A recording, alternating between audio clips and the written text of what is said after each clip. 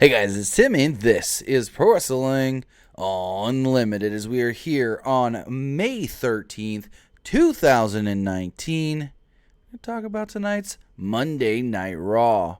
Tonight's Monday Night Raw took place in London, England. It was a pre-taped show, and all things considered, for the most part, I liked the show. I thought it started a little rocky, but it found its legs, it found its footing, it found its way, and it ended up being a pretty good episode of Monday Night Raw. Again, like I said, I liked most things on this show. There was a couple things that I was like, really? And it was really just that Miz-Roman Reigns interaction. It was just very weird, but, I'll let some of you guys jump into the live chat before we get talking Raw, see who we got here with us. We've got Kristen McNutt, Luke Might, Strictly a Gameplay, Robert Velez, Nelson, Henry Mechanical Valio, Arthur Valdez, George John Cox. What's going on, everybody? What did you guys think of Monday Night Raw? Can you, Keon says, can you explain that, Bray? What was that? That's Bray's new alter ego. My question is that Bray before or after he ate the Snickers? Is that Bray? Or here's my question. Was that the whole Firefly Funhouse Bray is not really Bray? Someone said, Bray, you're not yourself. Eat a Snickers. He ate the Snickers and then he's now a leather-faced, sweet-tooth, creepy clown. I don't know. Joe Decker says, is winner Money in the Bank either for WWE or Universal Championship? Wild card rule, buddy.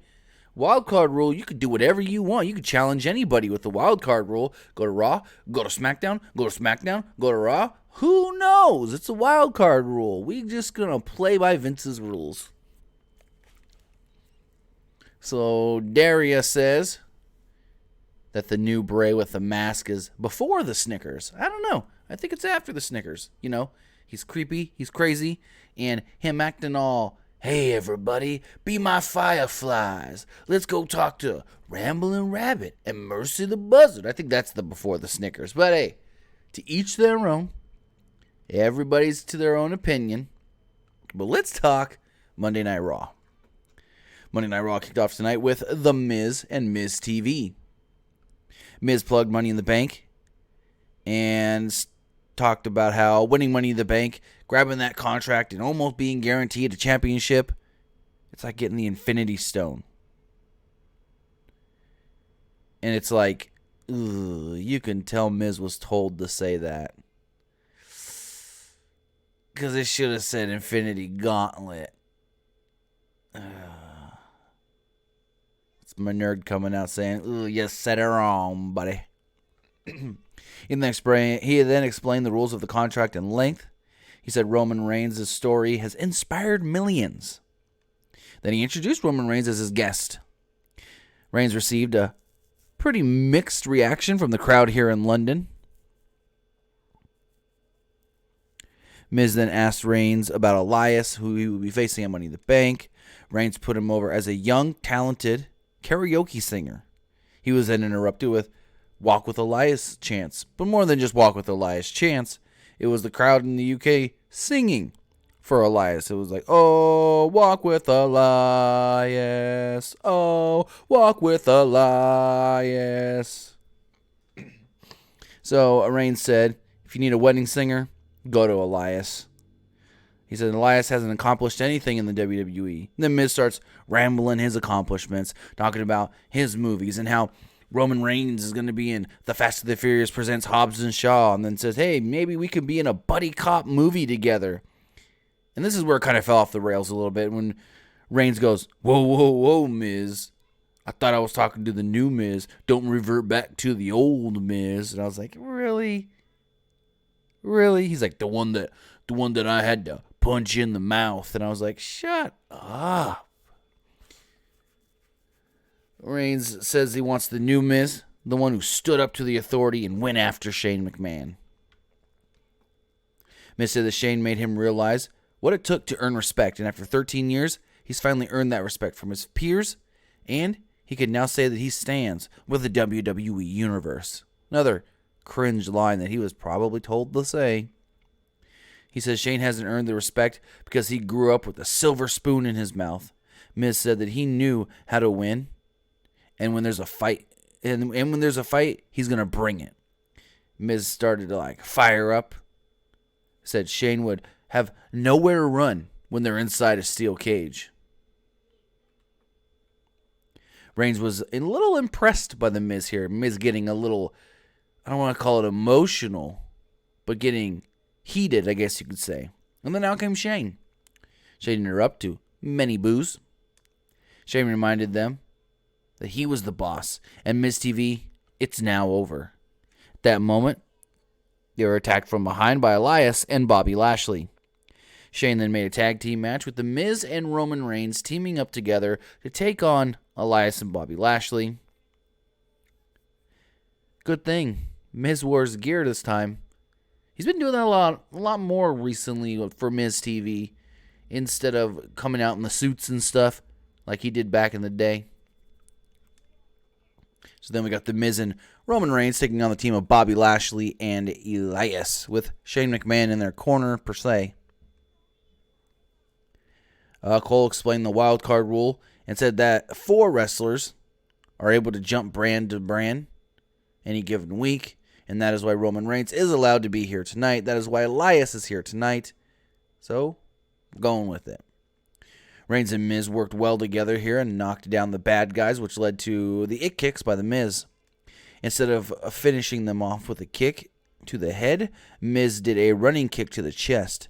As the referee checked on Lashley, Elias hung Miz up over the top rope. Lashley then gave him a flatliner.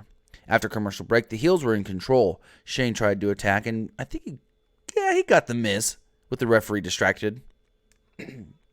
Elias did the Undertaker rope walk, which is really cool because he walked basically the entire length of the ropes, and then he did the Meteora double knee strikes.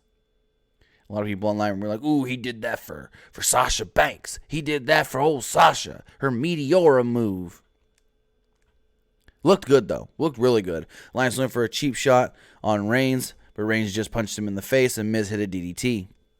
Miz avoided a charge from Bobby Lashley and went for the tag again, but Shane yanked Reigns off the apron and tossed him into the steps, causing the disqualification. Crowd booed as the 3 heels beat up the Miz. With all 4 guys on the outside, Reigns did his huge dive, his Undertaker dive, as they like to call it sometimes, to the pile outside. And this may have been one of the better ones that he's ever done, especially with the angle they had where they were actually on the side where he's jumping towards, looking up. It just looked great. I don't know if it was the angle or that he just hit it better than normal. I liked it. Shane McMahon made his own comeback here, though, and attacked Roman Reigns. Then the heels swarmed on Reigns. Miz made the save with a steel chair, hit Elias one time. Then Reigns took out Lashley with a Superman punch as Shane ran away up the ramp. Instead of running after them, though, they just kind of posed in the ring together, Miz and Roman Reigns. Weird. I don't know if I liked this. I liked most other stuff on this show, but I didn't really get into this. They then aired a kind of longer than needed video package talking about Seth Rollins versus AJ Styles. A bit different than normal. It included clips of Rollins as a child pretending to be a wrestler and clips of Styles when he was in WCW. They then aired a replay of Braun Strowman almost killing Sami Zayn last week with the garbage truck in the dumpster. Charlie Caruso caught up with Strowman and asked if he had any regrets for what he did, considering Zayn could have been seriously hurt. And the first thing I noticed here, I technically noticed this earlier when I saw a video from the live crowd, but Strowman's bicep was all taped up. And hopefully, that's not why he was pulled from Money in the Bank. We don't know. We don't know what's going on. But he's got that bicep all taped up tonight, so we'll see. Strowman said his only regret was that Zayn wasn't turned into a cube. Strowman went on to say that He's become a Mr. Monster in the Bank before, and he's going to do it again. A stagehand then approached Shane and let him... A stagehand approached Strowman to let him know that Shane wanted to see him in his office. We then get a shot of Sami Zayn complaining to Shane McMahon about Braun Strowman. He blamed the fans because their encouragement only made Strowman do it more. Strowman then walked in, looks at Sami, looks at Shane, and goes, "Huh, this why I've been summoned to the principal's office." Zayn said that they were taking Strowman out of Money in the Bank, and he wanted the spot instead. And Shane goes, "Whoa, whoa, whoa, whoa. I'm not just going to pull somebody out of their spot. But if you want to fight for it, Sami, you can." And Sami goes, "Let's do it. I'm down." He said, "But what about, Braun Strowman? He's already scheduled to face Drew McIntyre. But you could probably find something else for McIntyre to do." And so Shane McMahon said, "Okay, let's do this. With the Money in the Bank spot on the line, Braun Strowman, Sami Zayn, oh yeah, and it's going to be false count anywhere." Strowman accepted, is like, "I don't care." We then got a minute-long match with Mojo and Apollo Crews. Apollo Crews coming over with the wild card rule. Crews landed awkwardly off of a back handspring kind of deal where he looked like he tweaked his knee. So then Mojo attacked the knee, did a running punch in the corner and an Alabama slam for the victory. Match went less than a minute and 20. Maybe like a minute 10 seconds-ish. Mojo Rawley had some weird face paint that we've seen over the last couple of weeks. He's worn it on a main event and stuff before. Worn it in a couple backstage segments. Renee said that it was meant to represent the shattered mirror that is inside Mojo. And it doesn't look like a shattered mirror. We then see Alexa Bliss on her phone backstage. She's yelling at somebody on the phone about her luggage. This ain't the first time they've done a Alexa lost her luggage kind of deal. My Echo didn't do it. Good. My Amazon Echo. I always forget when I say Alexa, my Echo's going to go off. My Amazon Dot, whatever you want to call it. Well, this isn't the first time that they've done the whole Alexa Bliss may not have her gear. I think it was not this year, but last year for Hall of Fame. Alexa didn't get her dress sent to her in time, and she almost didn't have her dress in time for the Hall of Fame ceremony or whatnot. So she's always had issues with freaking luggage. It's weird. She's on the phone. She's like, I'm a celebrity. In the United States, they'd make me a priority. I don't care that some D-list celebrity here in the United Kingdom just had a baby. Talked about, Meghan Markle. Nikki Cross would then approach her and say, "Alexa, is everything okay?" And Bliss starts to ramble on. Cross then said, "I've been here for 4 weeks and nobody's noticed me." "No, you've been here for almost 4 months.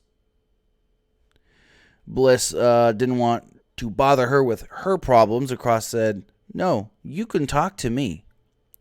This ended up with Nikki Cross saying, "If you have a problem and you're not going to be able to compete, go to the McMahons. Let them know your situation and maybe they can find a replacement." And Alexa goes, "Nikki, thank you. You do that for me?" And Nikki Cross was kind of like, "Wait, what?"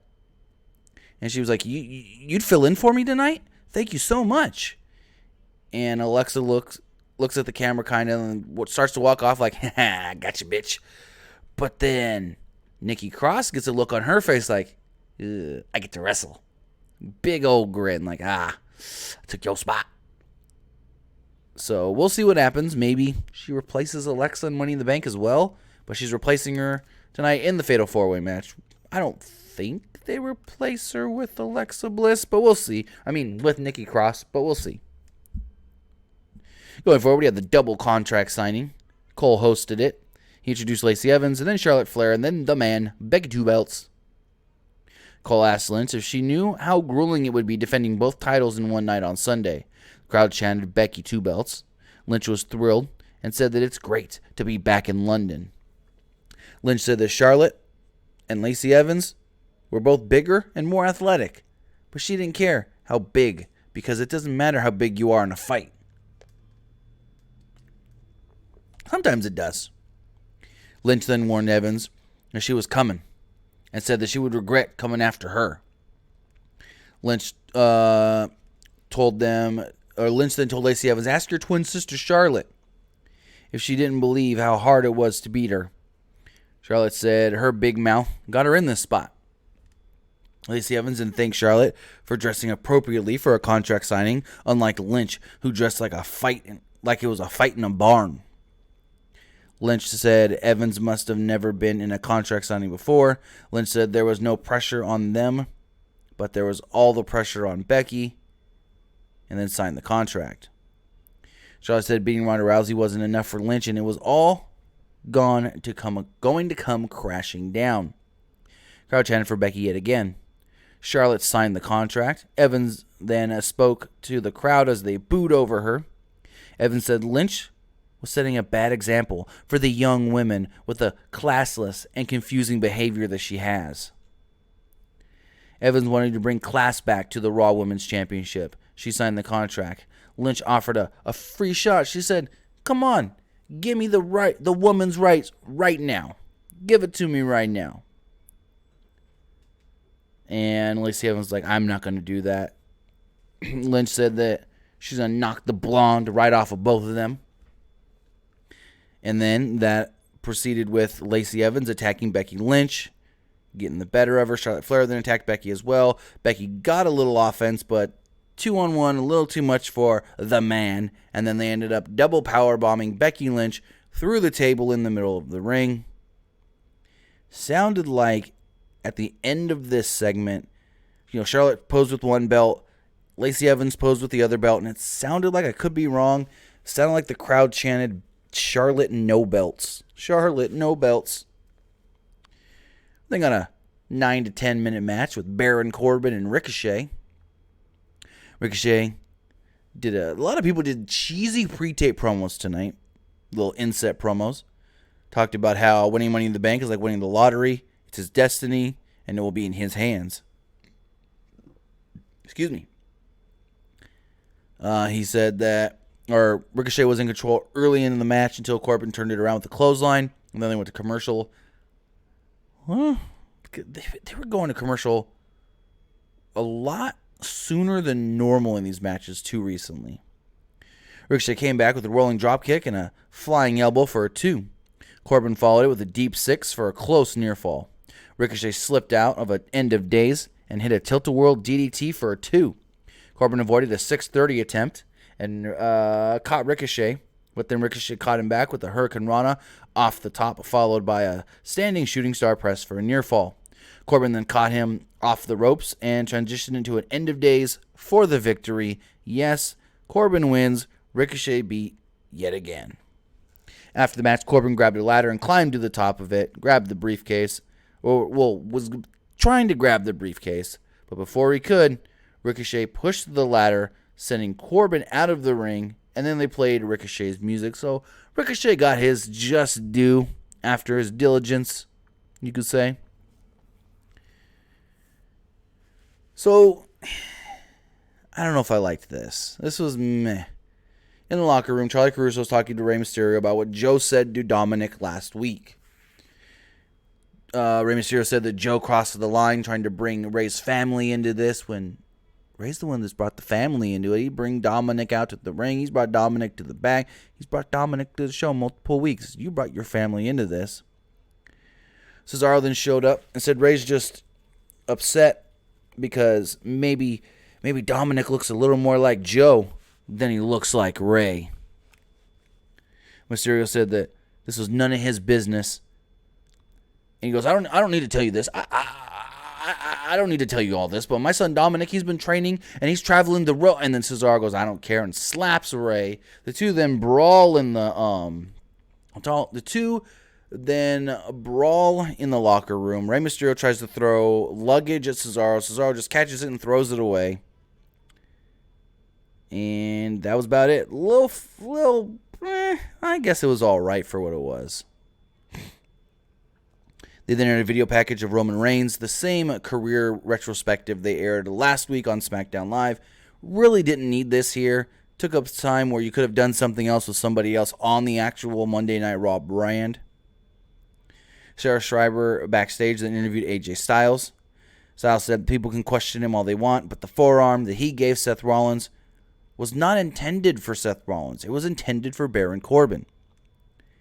He said this may be Monday Night Rollins, or at least what they're calling it right now. But now he's shown up, and he's going to make it his show. He said that he's going to walk out of Money in the Bank as the new Universal Champion. They plugged the Styles interview throughout the show. And yeah, that was about it. It was a generic promo, basically. We then got the Fatal 4-Way match. It was Natalya, Naomi, Dana Brooke, and Nikki Cross. Match went 9 to 10 minutes here. They did the series of those inset pre-tape promos that, again, were not that great. They were just meh. Okay. So, Nikki Cross, who was all nice and happy-go-lucky, and I'm really, compassionate for your feelings backstage. Normal Nikki Cross when she comes to the ring. Crazy, wacky entrance. Crazy, wacky, do whatever I want in the ring. Just go full Bork style. So, I don't know what they're doing with the Nikki Cross character. I don't know if she's nice and happy outside and soon as, or like out in the back. But as soon as her music hits, it's a Festus thing and she's like crazy. I don't know. So, Alexa Bliss did come out for commentary. Her and Renee Young went back and forth for a little while. Renee Young was like, if you needed gear, the O2 Arena here where we're sitting in is connected to a mall. You could have gone and bought some new stuff to wear. And she's like, I'm attached to my clothes. I like wearing the things that I have. I'm not like you who could just throw on anything. And then, where was I? I lost my spot here. Naomi took everybody out with a dive early on in the match. Probably less than 2 minutes in. Naomi handed out rear views and body slams to both Brooke and Natalya, and then gave Natalya a split-legged moonsault, but Brooke broke up the cover. Dana Brooke set up a ladder on the outside. She then climbed to the top and actually did a dive from the top onto the other three women, and it did not look bad. This was probably Dana Brooke's one of, if not her best performance throughout a full match that I've ever seen. Gotta give her that props. Natalya then grabbed Brooks, though, and threw her into the barricade. She took out Naomi with a discus clothesline. Nikki Cross then grabbed Natalya and threw her up on the apron, hit her in the gut, hit her with a hanging, swinging neck breaker off the middle ropes, pinned her. Nikki Cross wins the Fatal 4-Way. So after the match, Alexa Bliss wants to congratulate Nikki Cross, saying that, I picked Nikki to replace me, so technically I've won as well. Let's go celebrate. So she goes down to the ring. Her and Nikki Cross put the ladder in the ring. Nikki Cross goes to climb, and Alexa goes, no, I'm going to climb. Alexa climbs up, grabs the briefcase, poses with the briefcase, and Nikki Cross kind of from the bottom of the ladder looking up like, you've got your time now. No, I don't know where this is going. This has got to go somewhere. You would expect somewhere. They then stated that, well, first we got Sami Zayn cut a promo backstage. Nice, straight looking into the camera promo. He said that it was better. He said something about he's been on Twitter, and all the fans just want to see him get beat up by Braun Strowman tonight, but he's going to find a way to win and make it into Money in the Bank. As Rey Mysterio was making his way down to the ring for his match against Cesaro, they stated that Samoa Joe is not here tonight because he's on the other leg of WWE's current European tour, but he sent in some words. He sent in some words for his opponent, Mysterio. Joe said that he didn't cross any lines. Mysterio crossed the line when he brought his boy into the WWE. He said somebody needed to teach Dominic how to be a man, and Mysterio was not that person. Joe said that he was ready to see Mysterio on Sunday, and then added, and Dominic, I hope you're there too. Or he said, I hope to see you too. So they got about a 11-minute match with Rey Mysterio and the Cesaro. Really good match here. Mysterio was all over him early. Cesaro caught him on the outside and swung him twice into the barricade. Mysterio leaped over a charge attempt on the apron, and Cesaro ran into the post. Mysterio went to the top, but Cesaro knocked him down with an uppercut. Cesaro then did a amazing delayed deadlift, vertical superplex with one arm.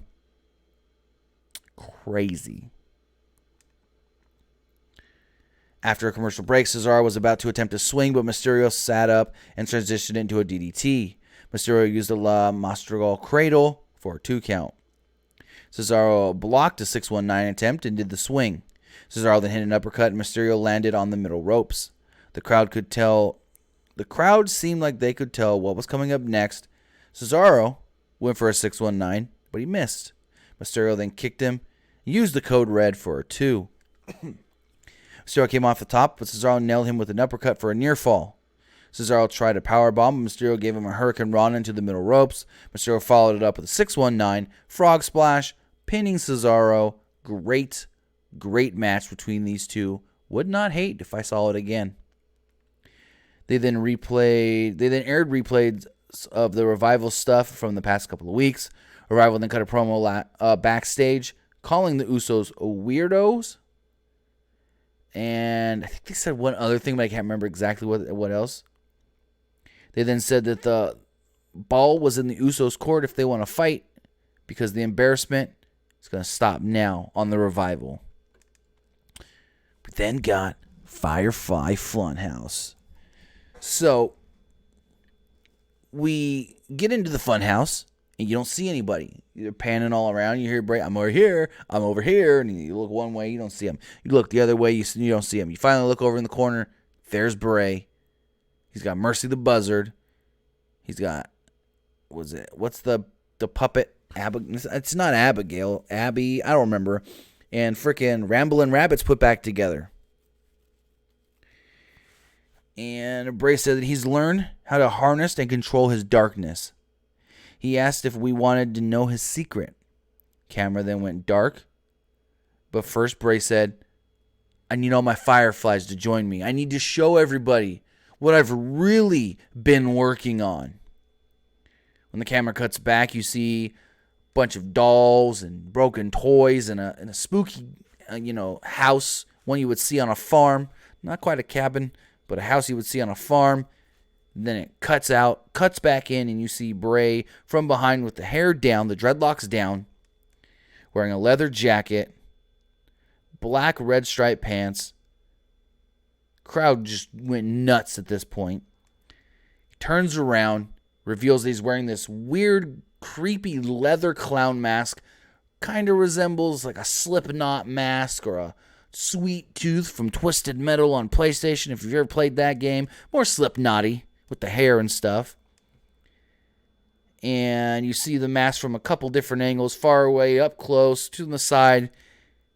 And then you hear the mask go, Yowie, Wowie, or something like that. I can't do it exactly, but it's like, Yowie, Wowie, or something like that. But maybe a little deeper.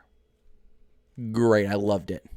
I thought this was amazing. We're now seeing what this Bray Wyatt thing is all about. Now we just got to see how it works in the ring. We've seen it in pre-tapes. Now we got to see how it works in the ring. He did state that he thinks it's about time to show everybody what he's been working on. So whether that is just the new persona with the mask and the hair down and all that, or if it's finally him getting in the ring, I hope it's the latter. Sarah Schreiber then interviewed Seth Rollins and told him what Styles said earlier. Rollins didn't care about that because he already showed his true colors, AJ that is. Rollins noted that this wasn't a first-time ever match. He said that the two wrestled once before, 15 years ago. They actually aired a clip of their match. It was at an NWA No Limits wrestling event in 2006. Rollins said that this was his industry and his show. 15 years ago, he looked up to AJ Styles, but Sunday, it will be Styles who will be looking up to him when he wins the match. I liked it. Could have been a little better if they didn't have the Sarah Schreiber there. Not needed. Could have had a little more emotion and intensity to it if it was just like we saw last week with the straight into the camera promos, but it's all good. And then we got the main event. Went almost 15 minutes long. Falls count anywhere. Sami Zayn, Braun Strowman. So during his entrance, Zayn grabbed a Strowman sign from a fan and wiped his boots on it. I loved it. Playing up that heelness. If that's even a word. Heelness. Zayn wouldn't enter the ring at first, so the referee called for the match to start anyway, since it's false count anywhere, and it doesn't matter where you are. Strowman ran him over a couple of times with running shoulder tackles. On the outside, Zayn ran through the crowd up the stairs. At one point, Sami literally grabbed somebody's drink and threw it in Strowman's face. There's actually a cool video online from someone that was live there in the crowd when Sami throws the drink, or he said it was a beer, the guy that posts this video, throws the beer right at Strowman's face. The guy's standing literally right behind Strowman, so it all hits him right in the face, too. It's cool. It's a cool little visual. Strowman went after him as they're fighting out in the concourse, the area where the concessions are and stuff. Strowman went after him, and Zayn hit him with a trash can. Strowman fought back and slammed Sami into a pillar. Strowman went for a cover with just his boot, and Sami barely kicked out. Corbin would then show up and attack Strowman from behind with a trash can. Zayn then covered Strowman, but he kicked out. Corbin continued the attack, and then he gave him a back suplex through the merchandise table. Zayn covered him again, but Strowman would kick out. Strowman then tossed Corbin into a wall, and then went to commercial break. As they returned from the break, it was just in time, as Zayn and Strowman were running down through the crowd. Zayn attacked Strowman with a chair. Strowman blocked another chair shot attempt and knocked Zayn down. Zayn then retreated to the back, but Strowman knocked him down from behind and tossed him into the garage door. I think Strowman even threw an ice chest at him at one point here, and then McIntyre would appear. He attacked Braun Strowman, gave him a DDT on a steel chair. Sami Zayn got a near fall off of that. Strowman then pushed McIntyre into a TV screen, then dumped... This is when... Okay, so here it is. I have it right here. So he pushes McIntyre into the TV screen. He then dumps a cooler full of drinks onto... I guess it was onto McIntyre. I thought he did it to Zayn. I could have my notes here wrong.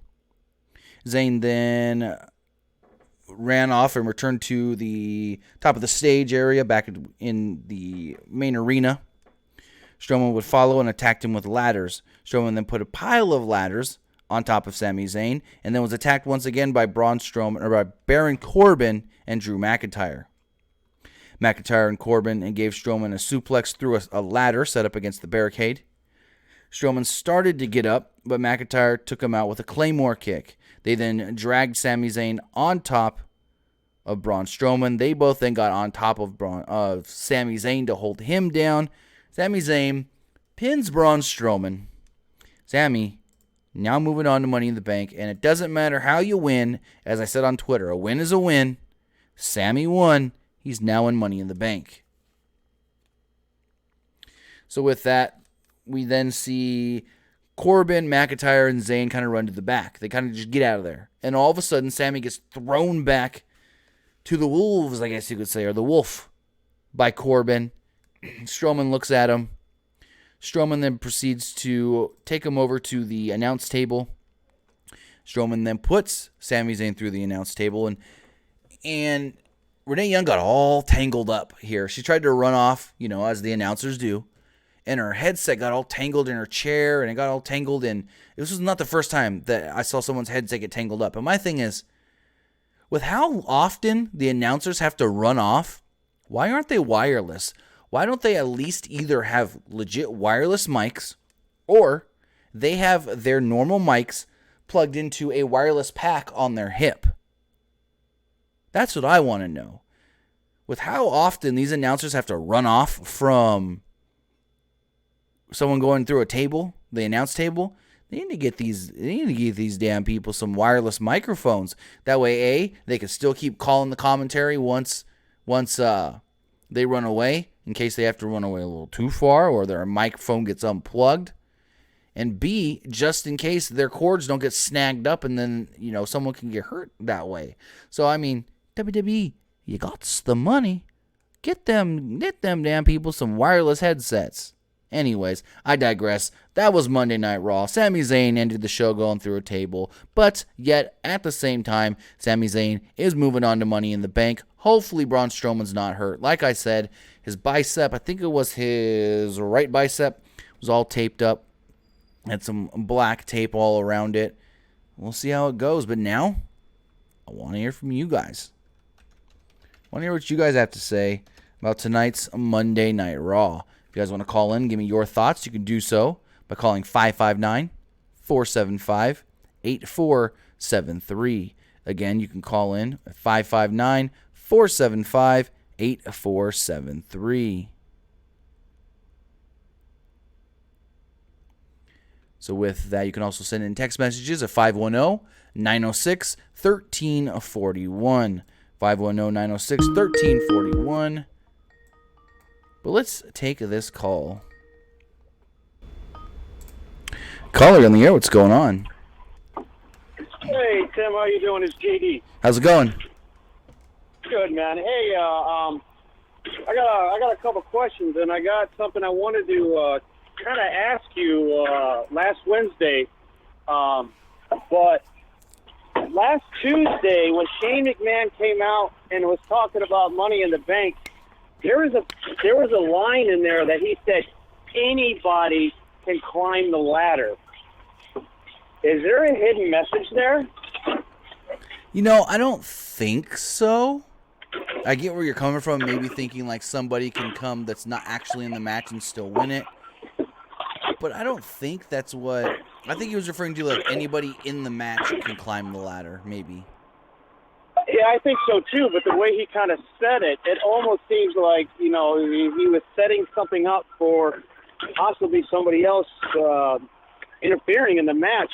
Right. Because is there a rule, or can you get disqualified if somebody else gets in the ladder of the match and actually wins it?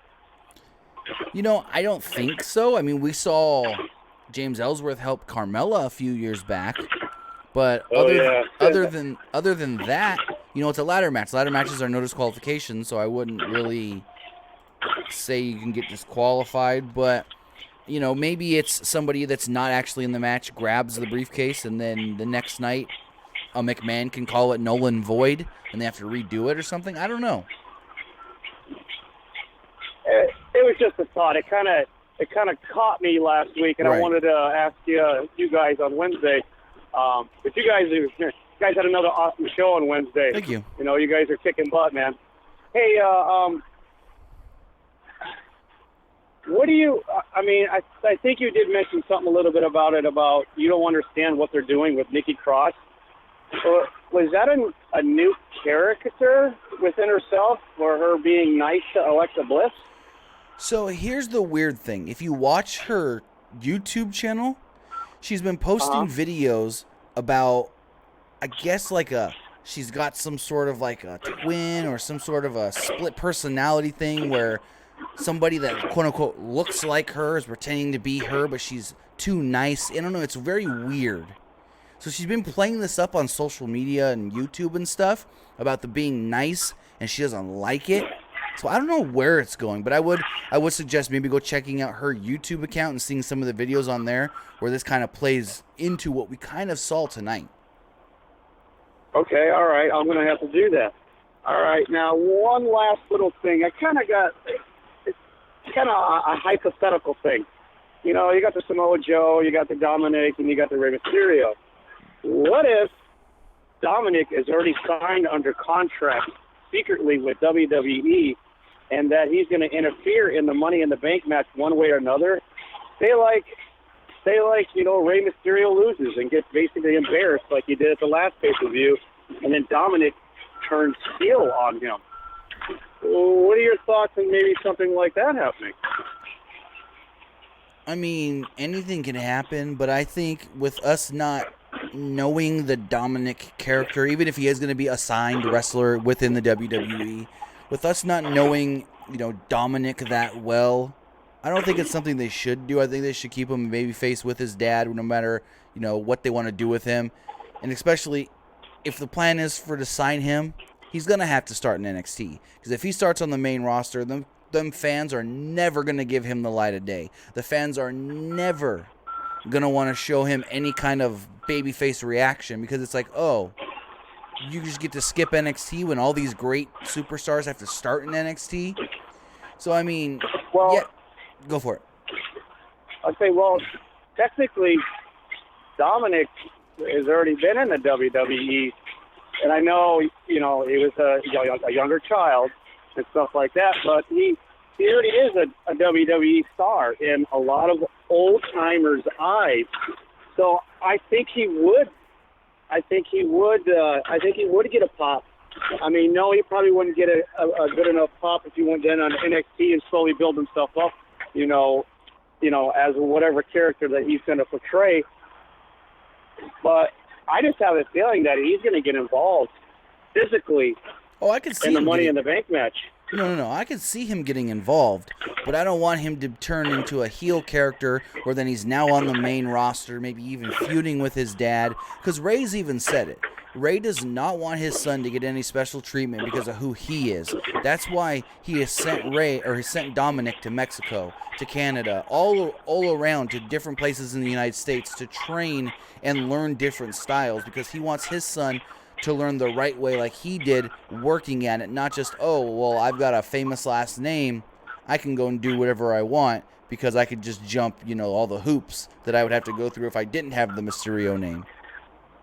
And I respect that. That's how you should do it. Exactly. Not go directly to one company and literally get pushed to the moon within a matter of, 6 months to a year. But, yeah, I don't know. I was just thinking about that. I thought that might have been maybe a cool angle or something different to book or something along that line. And then it would be a crazy feud between Bray, his son, and Samoa Joe. I mean, like I said, anything's possible. We could maybe see Dominic turn on his dad. Maybe his dad loses, like you said, and then Dominic's, ashamed. But I just right. don't see it happening. Samoa Joe kind of... Right, Samoa Joe brainwashes him. Yeah. And kind of consoled him in his time of need when his father can't do anything because he's, laid out or something along that line. I just think it's too soon for something like that. Way too soon. Oh, I agree. It just went through my head what if? Because that would be a crazy swerve right there, bro. Oh, for sure. Cool. Well, hey, Tim, I wanted to throw one last thing to you, and I got to get my butt back to work. Okay. Why in the hell do they keep showing the back-shaming incident with the Revival? This is getting ridiculous. I want to hear your thoughts on it. Hey, Tim, you have an awesome night. JD out. All right, have a great night, and thanks for the call. His question is why do they keep showing the Revival backstage back-shaving thing. Basically because they won't sign new contracts, and WWE is going to make them look like goobs for the next year. So that way when they do leave WWE, and whether they go to AEW, whether they go to Ring of Honor, whether they go to New Japan, the fans are only going to perceive them as goobs, as geeks, as dweebs. Nothing of, the Revival that we know and love. So that way when they do go outside of the WWE, they're not these big draws to the fans. WWE, it's what they do. They like to be petty. Let's take another call. Caller on the air, what's going on? Hey, Tim. How's it going? I got a question, too. Go for it. When you were saying about what's going on with Nikki Cross, what if she kind of cost Alexa Bliss the Money in the Bank opportunity? Do you think that might be? Very possible. They gotta play into this somehow. They can't just have this deal happen tonight and then it just fall away. I mean, that's WWE's thing, though, is something will happen on a Raw, and by the next night they forget about it or don't care about it. But I feel like the way they did this tonight, they may have some sort of a plan. They may not. But I think the way it was done tonight leads me to believe that this will possibly have a payoff some sort of way. Mm-hmm. Maybe at Money in the Bank then or something, just to have her kind of... Probably. And another thing, too, do I remember or not? It was, what's going on with Braun Strowman? Has he been having problems with the staff or not? Pardon? Can you say that again? With Braun Strowman? Has he been having problems with the staff or not? or has he just been? I honestly don't know what's going on with Strowman. That's why earlier I didn't really want to speculate that he could be injured or that there was something going on. I honestly don't know why he was pulled out of this match, to be honest. All right, well, thanks. I just wanted to know that, so. All right. Thanks for the All call right, and have a thanks. great night. All right, let's keep going through with these calls. Got another call here. Caller in the air, what's going on? Am I on there? Yeah, what's up? I'm listening to the show. It doesn't sound like I'm on the air. Yeah, you're on. There's a delay from when you listen to when we're Okay, my actually bad. live. Let me tell you why Raw sucks, okay? Okay. Because they keep, I didn't really watch tonight, but in the past episodes, they keep showing Stephanie McMahon with these cancer patients and, or people in wheelchairs and, she's supposed to be a heel and she's over here, parading around for corporate America, whatever, you know what I mean? It takes you out of the emotion.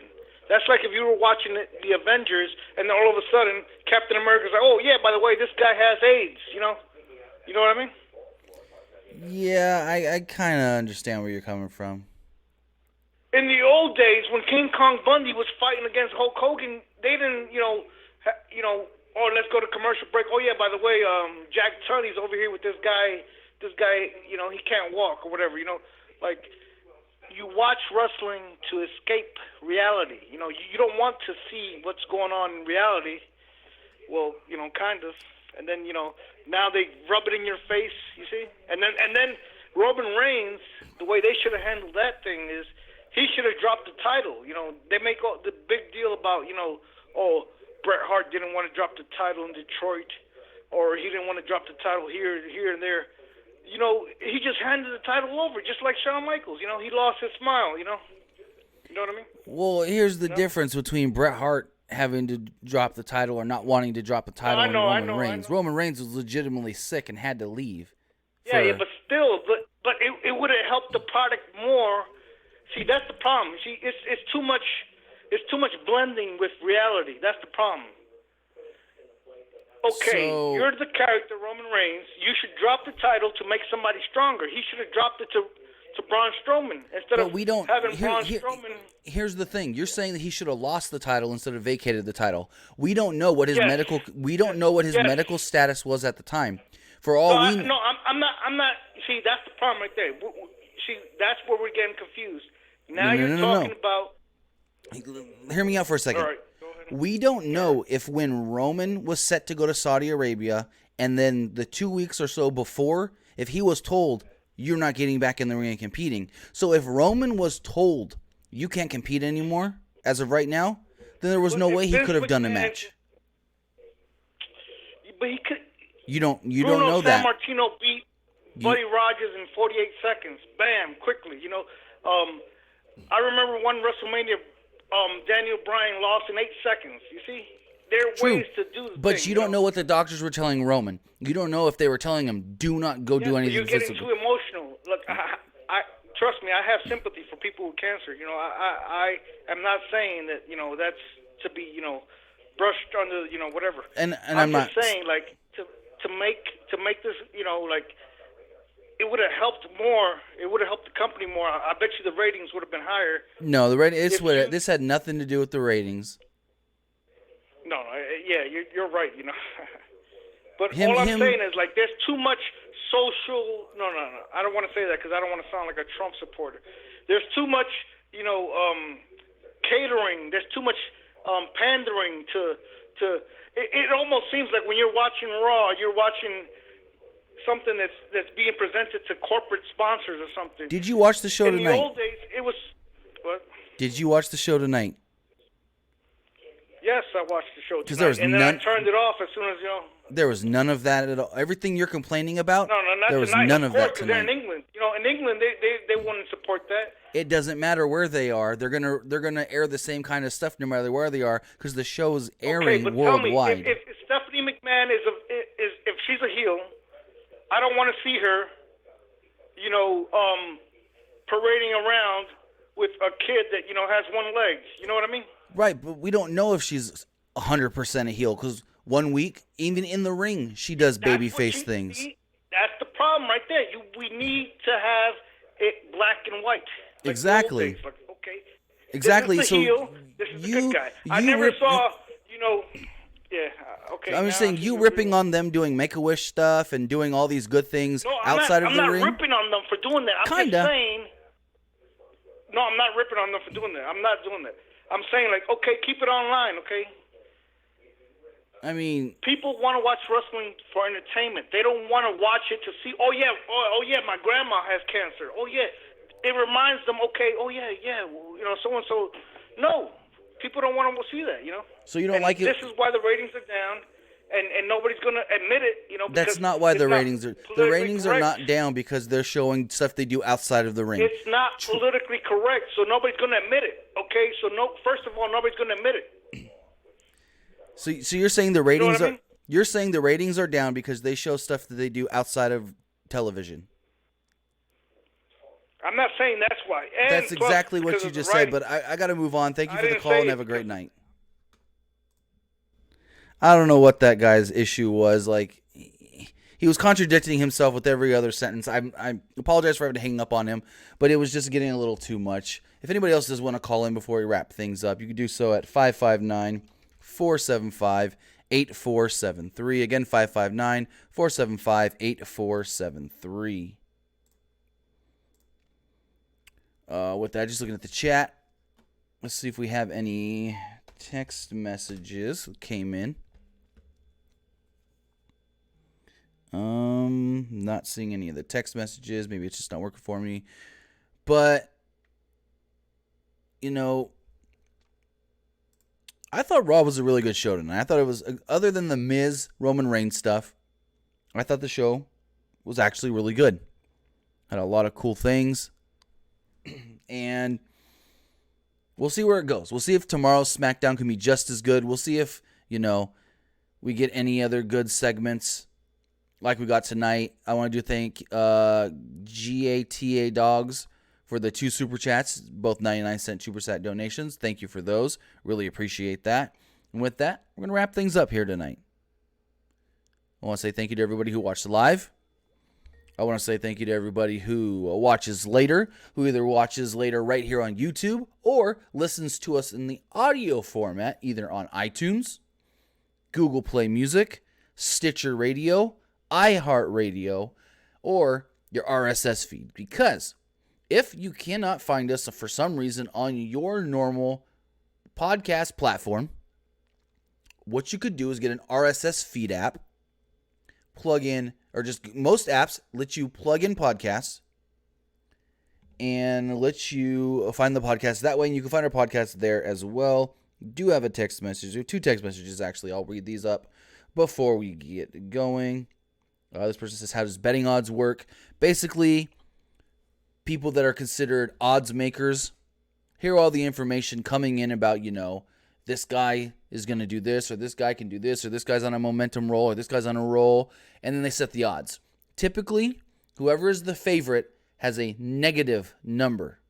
Like for instance, Braun or Strowman, or let me do it with like Seth Rollins is a negative 250 favored over AJ Styles, who is a plus 120. So if you're reading betting odds, fraction odds are a little more harder to read. But if you're reading betting odds, the easiest way to do them is try to find plus and minus odds. If it's a minus, they're the favorite. If it's a plus, they're not the favorite. If they're both pluses for some reason, then it's whoever has the lower number. And the other text message here does state... it's the same person texted in twice. Oh, here we go. This person says this is unrelated to tonight's topic, which is fine. But is the AEW TV deal expected to be announced on Wednesday? Yes. The AEW television deal is expected to be announced roughly around 9 a.m. 9 a.m. Eastern time Wednesday morning. So we'll see where that all does go. Hopefully, with them announcing the TV deal, they also announce where you will be able to watch Double or Nothing outside of traditional pay-per-view. But with that, I want to say thank you for joining us tonight. Follow us on Facebook, facebook.com/Pro Wrestling ULTD, and follow us on Twitter at PW Unlimited. We'll be back live tomorrow night following SmackDown Live. Have a good night, guys, and we'll see you tomorrow.